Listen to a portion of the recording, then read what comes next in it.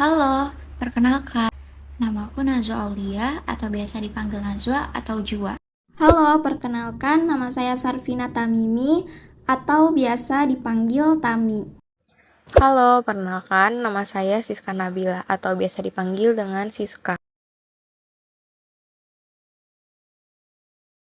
Saya akan menjelaskan pengertian dari psikologi forensik. Apa sih psikologi forensik itu? Jadi dalam Kode Etik Pasal 56 HIMSI tahun 2010 mendefinisikan psikologi forensik sebagai bidang yang berkaitan atau diaplikasikan dalam bidang hukum, khususnya peradilan pidana.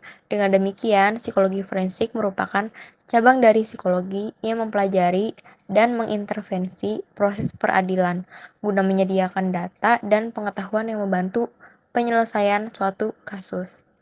Selanjutnya, ada kompetensi seorang psikolog forensik. Kompetensi seorang psikolog forensik dinyatakan sebagai seorang ahli dengan beberapa syarat. Biasanya dilihat melalui pengetahuan keterampilan, pengalaman, pelatihan, dan pendidikan yang dimilikinya. Dan HIMSI menyatakan seorang psikolog forensik yang melakukan asesmen harus mengetahui sistem hukum yang berlaku di Indonesia dan mendasari pekerjaannya pada kode etik psikologi.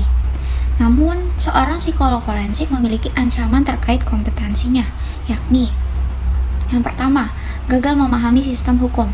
Ini terjadi ketika seorang psikolog tidak bisa membedakan antara berpendapat di pengadilan dengan bersaksi mengenai fakta-fakta. Yang kedua, profesional yang tercakup di dalam area keahlian.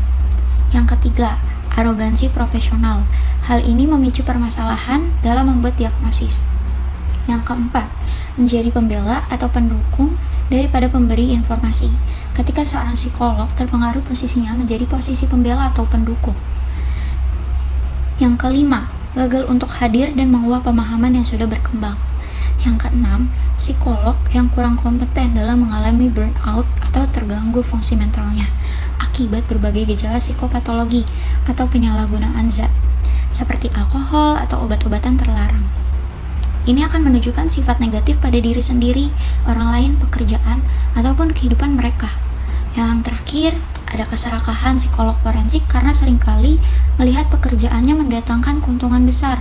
Terdapat sejumlah psikolog melakukan asesmen yang berlebihan yang berakhir menaikkan biaya jasa mereka. Selanjutnya, ada peran, tanggung jawab, wewenang, dan hak. Dalam pasal 58 Kode Etik Psikologi dinyatakan bahwa seorang ilmuwan atau psikolog forensik memiliki tanggung jawab untuk membantu proses peradilan pidana dalam kasus yang ditanganinya.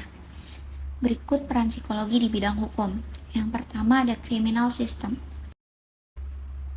Yang kedua ada civil system.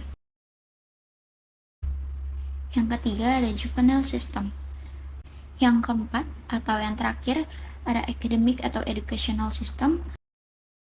Kemudian pernyataan sebagai saksi atau saksi ahli. Sebagai seorang saksi ahli yang kompeten, seorang psikolog forensik harus mengetahui kapan pendapatnya ini merupakan pendapat seorang ahli dan kapan pendapatnya ini tidak memberikan informasi yang lebih. Dalam memberikan pendapat, seorang ahli juga harus berdasarkan pengetahuan yang tidak dimiliki pengadilan maupun orang awam. Seorang psikologi forensik dalam pengambilan data juga harus mengetahui kekuatan dan kelemahan yang ada pada data tersebut.